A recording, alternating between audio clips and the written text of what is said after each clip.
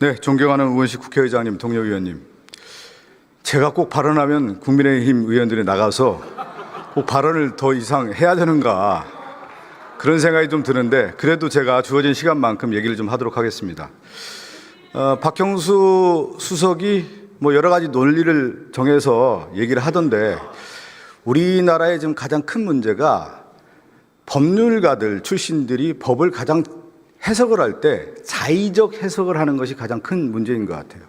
우리가 법의 지배라고 하는 경우는 룰 오브 로 아니에요? 법의 지배. 근데 나치즘이라든가 군부 통치의 가장 큰 문제는 뭐였냐면 룰 바이 로, 법에 의한 통치, 자의적 통치가 됐기 때문에 문제가 됐다. 그것은 헌법재판소가 왜 만들어졌냐? 여러분 잘 아시잖아요.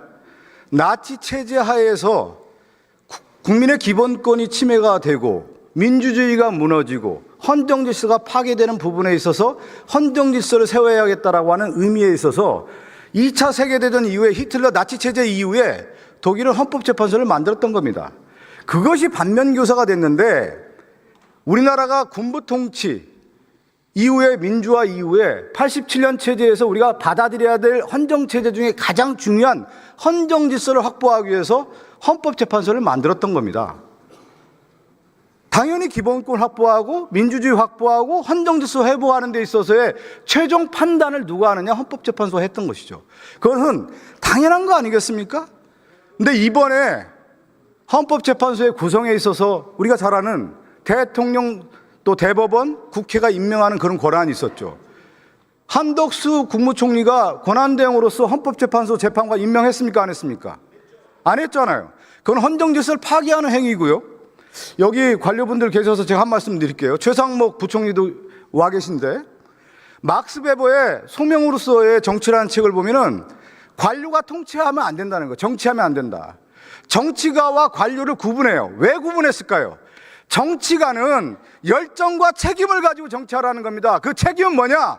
정치적 결정을 통해서 국민의 신뢰를 받았을 때 그 책임을 다하는 것이다. 그것은 어떤 의미냐?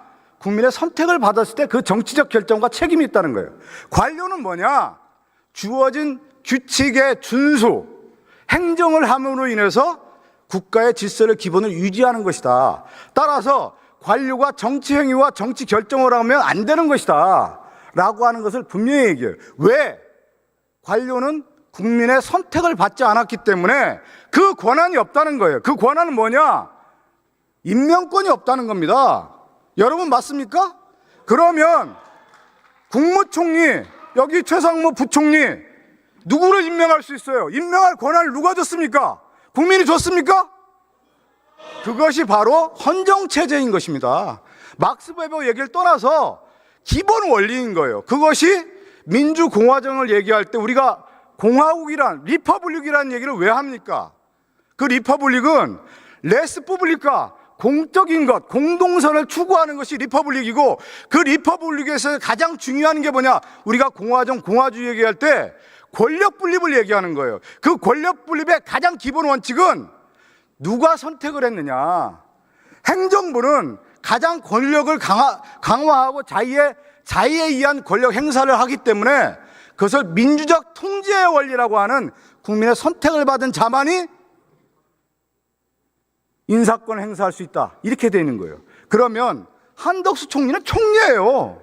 헌법재판소 재판관 임명할 권한이 없는 겁니다. 가장 기본인 거예요. 이것은 이 기본을 무너뜨리고 있는 것이 나는 한덕수 총리다. 그리고 지금 국민의힘 의원들 중에 법률가 출신들이 있는데 가장 기본 상식을 지금 모르는 거예요. 민주주의의 기본적 권력 분립과 공화국의 기본 원리를 모르는 상태에서 한덕수 총리가 임명 권한이 있다고 얘기하는 것은 기본을 무시하는 거고 민주주의 기본 질서를 파괴하는 것이다. 우리의 기본 원리로 가야 된다. 우리가 지금 제7공화국 얘기하는데 제7공화국 이전에 6공화국 87년 체제 헌법은 헌법 가치의 수호였어요. 그건 뭐냐? 나치즘과 같은 군부 통치와 같은 체제를 허용해서는 안 된다는 거였습니다. 근데 이번에 윤석열은 뭐였습니까? 나치즘 영구집권 꿈꿨던 거 아니에요.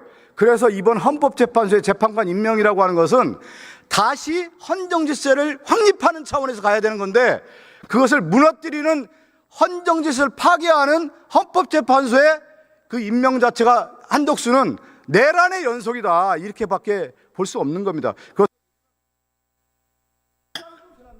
조금만 더 얘기하겠습니다. 지금 예? 마이크 좀 켜달라고 하는데 켜주시겠습니다. 잠깐만 한 말씀만 더 드리면, 저는 우리가 이제 정치도 그렇고 우리가 선비정신 얘기 많이 하잖아요. 우리의 전통적인 가치 중에 선비가 뭡니까? 물러날 자리를 알 때예요. 때를 하는 거예요. 윤석열이 지금 자기가 헌법재판소에서 재판 내고 이걸 인정하지 않는 것 자체가 우리의 기본적인 전통적인 사상을 무시하는 거고, 또 하나 이완규는 누구냐? 법제처장으로서 윤석열 정권의 법적 해석으로 기본적인 위법한 행위에 위법한 행위에 논리적 근거를 제공했던 사람이고, 또 하나 윤석열의 친구예요. 그리고 윤석열의 장모인 최은순의 변호를 맡았던 사람입니다. 이런 사람이 헌법재판소에 재판관을 임명한다라는 게 얼마나 염치가 없는 거예요. 부끄러움을 모르는 거 아니겠습니까, 여러분? 이제 정리해 주시죠.